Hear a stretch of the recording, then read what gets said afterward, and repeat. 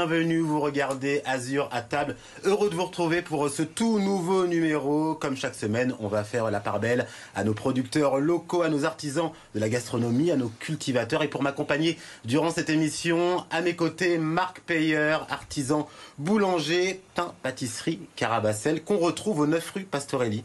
Ça va bien, Marc? Ça va toujours bien. En plus, aujourd'hui, on parle de miel, donc je suis très content. Effectivement, puisqu'on reçoit un apiculteur, si je puis me permettre. C'est ça. Puisque c'est une passion qui vous est venue dès l'âge de 18 ans. On va en parler dans un instant. Bienvenue, Marc Deschamps. Bonjour.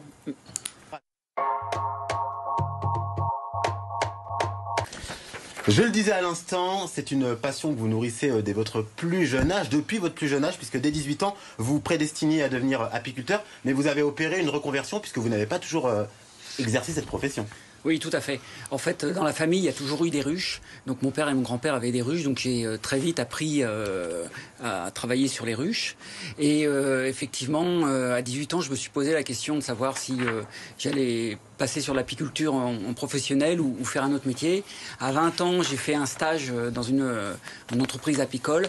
Et en fait, j'ai choisi l'aéronautique pendant un certain nombre d'années. Et à 40 ans, j'ai décidé de faire une reconversion professionnelle qui a commencé par un bac agricole à l'école de Hyères.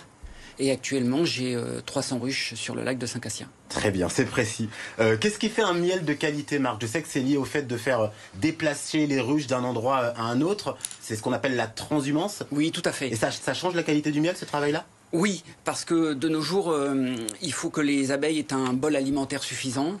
Et pour ça, il faut les emmener dans les endroits où les fleurs puissent proposer suffisamment d'alimentation aux abeilles. Et par exemple, pour la lavande, qui est un IGP Provence, indication géographique protégée de Provence. On y reviendra, c'est un gage de qualité, voilà, ça permet exactement. de géolocaliser la production et de faire en sorte que on sache exactement d'où vient le produit que l'on consomme. Oui, c'est ça. Marc?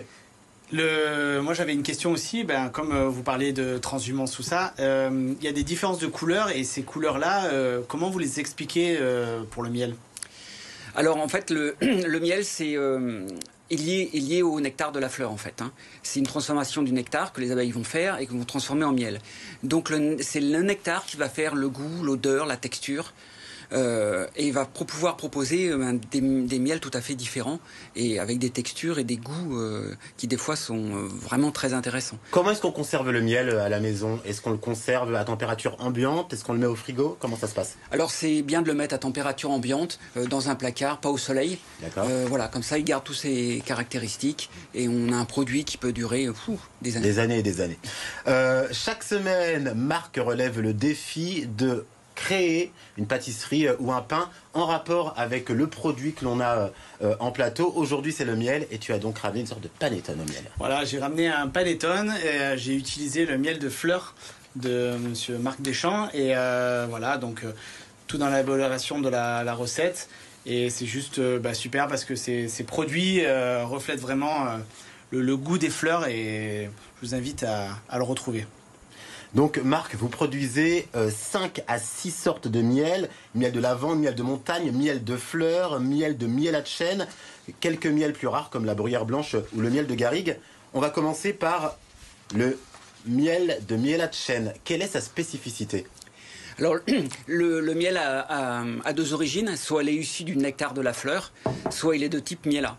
En fait, sur certains arbres, il y a des pucerons, et dans ce que laissent les pucerons derrière eux, les abeilles prennent des nutriments sucrés qui transforment en miel.